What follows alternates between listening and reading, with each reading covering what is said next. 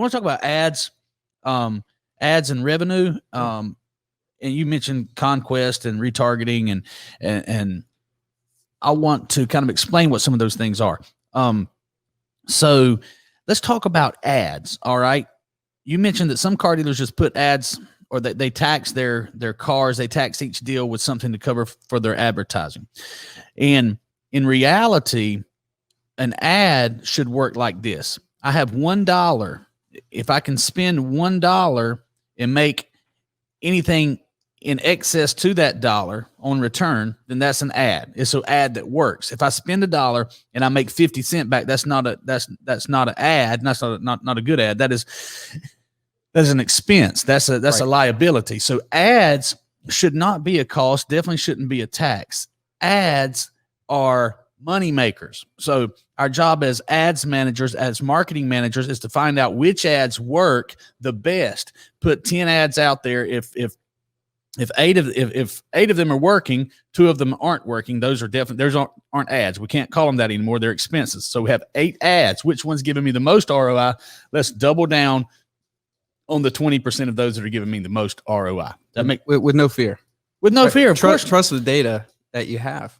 There's definitely no fear. I mean, absolutely. If you fear it, then you're not confident in the fact that it's an ad. You think it's a gamble. Advertising is not a gamble. Advertising is a way to multiply your money. Yep.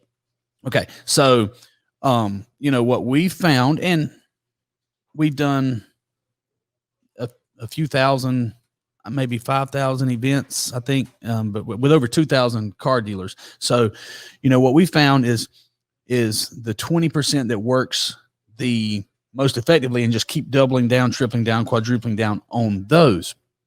But now ads, Facebook ads can work for any product anywhere. You just simply have to find the ads that work and keep spending money on that. I mean, if you gave me $10,000 and I handed you back $11,000, how many times would you give me $10,000?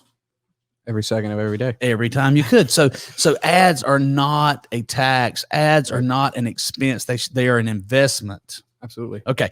Now, you mentioned conquest and retargeting and things like that. There is a place for, and I don't call it conquest. I know exactly what you mean. So conquest, to those of you who don't know, so if I have a CDJR, Chrysler Dodge Jeep Ram store in Douglas, Georgia, and I'm advertising to people in Jacksonville, Florida, that's conquest. I'm going after customers that are not mine or have not been mine. Correct? Is that what you meant by that? Yeah. Well, yeah, a little bit of brand awareness, but going after capturing new business. Capturing new business. Okay. So putting people in the market. Yes. Okay. Putting people in the market. Good. That's a good term there. I don't view what we do as conquest, but as saturation. Okay. Saturation is when we hit everybody in a specific area, and then we find or create or stimulate put somebody in the buying cycle, like you said. Okay. Yeah. Now, there's a place for that. That's what I do. There's also a place for, you said retargeting. Tell me the other definition of ads and just expound on what I'm saying there, because I'm very simple. Well, yeah. So retargeting is kind of where my product comes in. So, there's a natural marriage between the ads that you run and the ads that I run, in that, you're saturating a market. You're letting everybody know, hey, we've got this great sale. We're boosting sales. We're driving business. What we're doing is we're entering new prospects as customers into that dealership's database, right? Mm-hmm. Where I'm going to come in, we're going to grab those customers. Now we're going to introduce them to your service department. Now we're going to introduce them to your parts department, right? And we're going to serve them introduction to service over the next 6 months. Let's say they come in for an oil change. The service advisor recommends that they have their brakes serviced, right? They decline. That customer is going to populate on what's called a decline service list. A lot of dealers are aware of, decline service.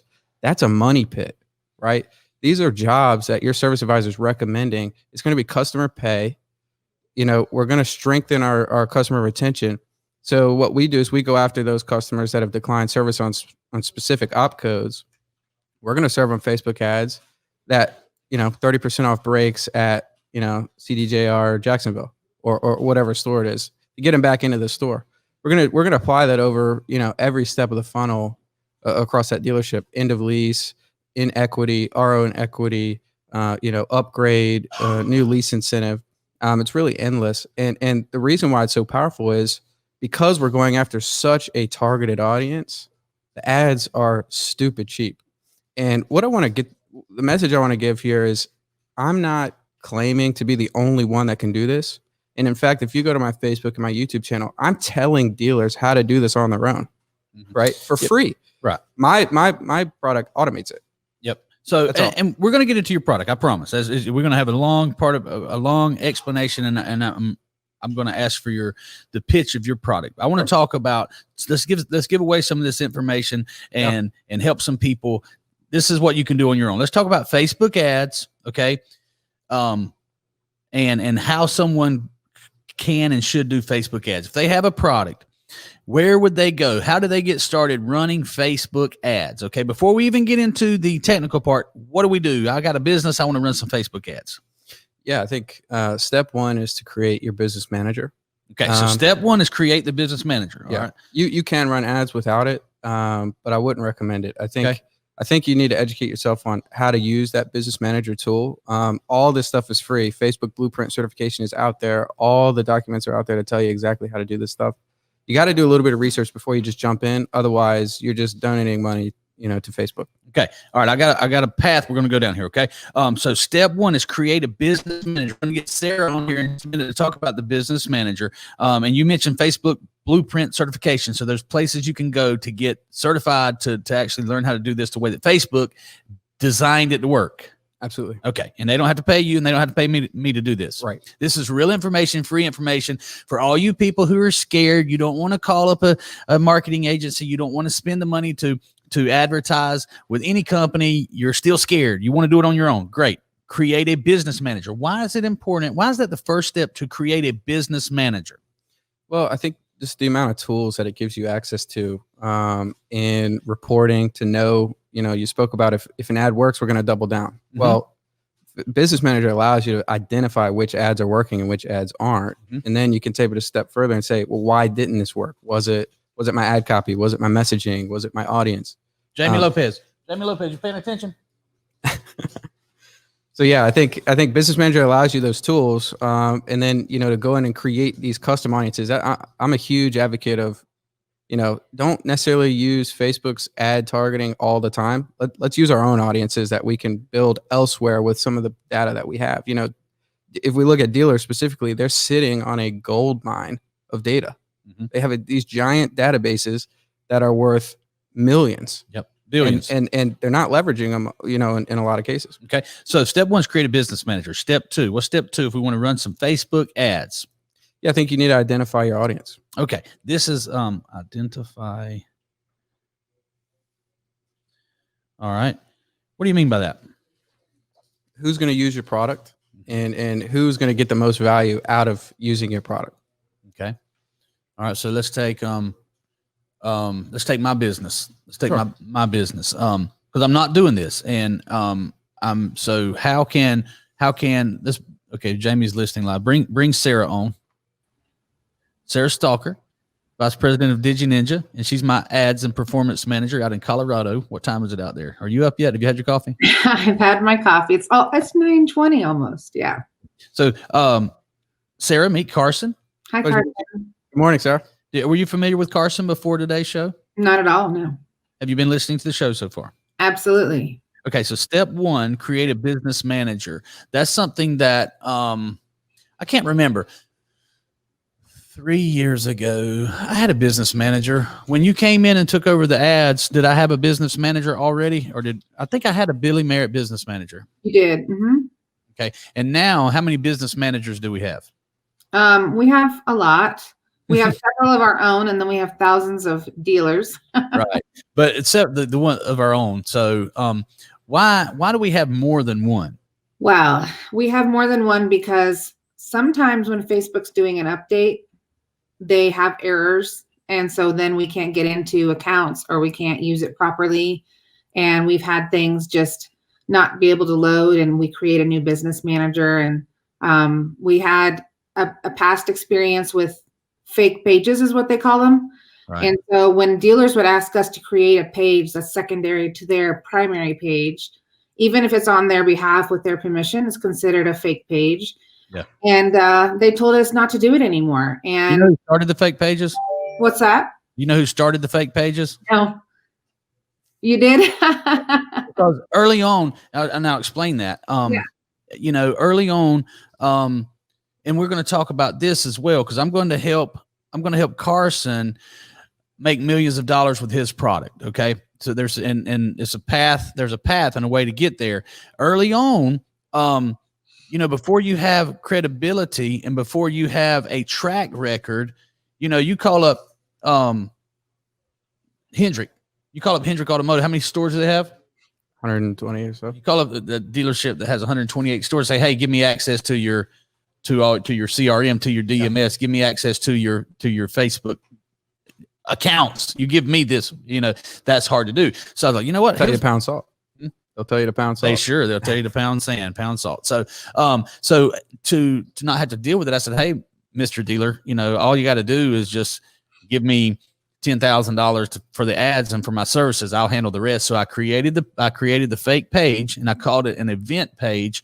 And we started doing the leads and the ads and the boosted posts, which I want to get back into here. But I was trying to stay specific about the ads and step 1, step 2. So anyway, I created the fake pages, and we were able to do that from there. As we got too big, we started looking like we were what's the term, Sarah?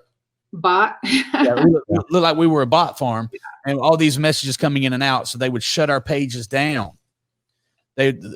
Sometimes they would just unpublish them, and that was okay because we could get them published again. But then one of our biggest clients, we had thousands of leads and messenger conversations in this fake page, and they deleted it. Mm-hmm. So we lost everything. And that's when we decided we have to have our own CRM. Yeah. Okay. So Facebook owns all this information. So anyway, we got too big to use the fake pages. Now there's still some people out there using fake pages. I reported one the other day. They're not big enough yet to have the attention of Facebook. So, you know, and feel the wrath of Facebook. They'll get there. Well, I don't know. They may not. So Sarah, we have several business managers now. Do you agree with Carson that the first step to Facebook ads is having a business manager? Absolutely. And in fact, now they can't even give us access unless they have a business manager in most cases. That's a new rule from September, and they can struggle with it all they want to, but the rule is the rule, and please just give us access to the business manager. And it's got to be from the owner. Oh, yeah, a lot of times. So sometimes that somebody who creates the business manager, you know, moves jobs or something, and now they're the only person that can grant access. So it creates a lot of problems in some scenarios. Okay.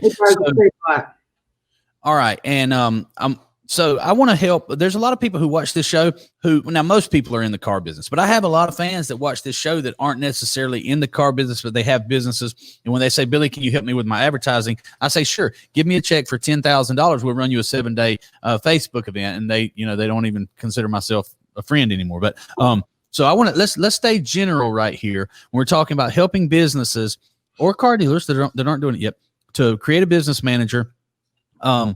So why not, Carson, why not just create a business page on Facebook and then boost posts, paid posts from my page? Why should I go through the hassle of a business manager? Well, when you just boost your posts, you're relying on Facebook's targeting and Facebook's algorithm to determine who's going to get that boosted post. And while for some products that can be effective, for a lot of people, you know, we want to narrow that budget down and we want a real niche audience. And Business Manager allows us to select, you know, how we're determining who sees that boosted post, if that makes sense. So to give you an example, I mean, one of our clients is a physical therapy practice, right? Mm-hmm. And, you know, we're running some therapy ads for them.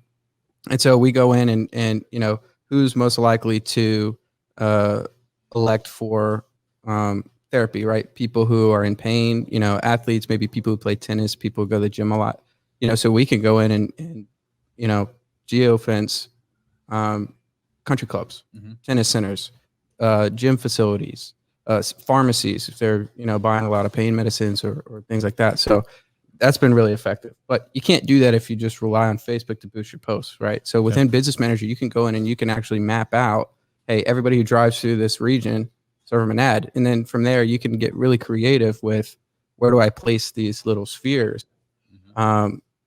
Who frequents a location that I might also want to target. Okay. And we do that a lot with the targeting mainly of neighborhoods. So is there a benefit, Sarah? Because we don't really dial down in most of I know we do and we can, and we run different types of leads, but 90% of our leads are saturation. Is there a benefit for using Ads Manager when we're doing that? Is there a distinction? What makes it different? If I'm not dialing down my audience, why not just boost the post? Well, the boosted posts have a different algorithm in Facebook than the Ads Manager ads. And it has seemed that the competitiveness in the boosted posts has increased and increased our costs dramatically. Switching over to Ads Manager ads, I was able to really, I can do split tests. I can compare things. I can do I can do a lookalike audience. All of these things I can't do if I just, I guess I could. Well, no, I can't really do all of that with a boosted post, and we can't drop down as we're a credit. We have to do a credit ad for dealerships, even if they're doing an oil change because of the type of business they are. Then we're kind of limited to that 15-mile drop. In addition, in Ads Manager, we're doing one right now for a dealership, and we're using their database. So we're doing some data mining for them and delivering to their audience. Okay. Yeah, and I think one thing, to key in on what Sarah just mentioned is that, keep in mind, Facebook is a business, right? They're going to make it super easy to boost the post and get that ad revenue from you. They don't necessarily want your budget to be super efficient. It's my favorite guy on the planet right there. You're my favorite guy, except when he brings stuff to my house. That's the UPS guy. He's bringing us money right now. It's always a good thing. Yeah, That was a really good point, though. Actually, they're not in it to make us have lower lead costs. We're the only ones that can do that. They want us to spend as much as possible. Right. So we have to be creative in how to.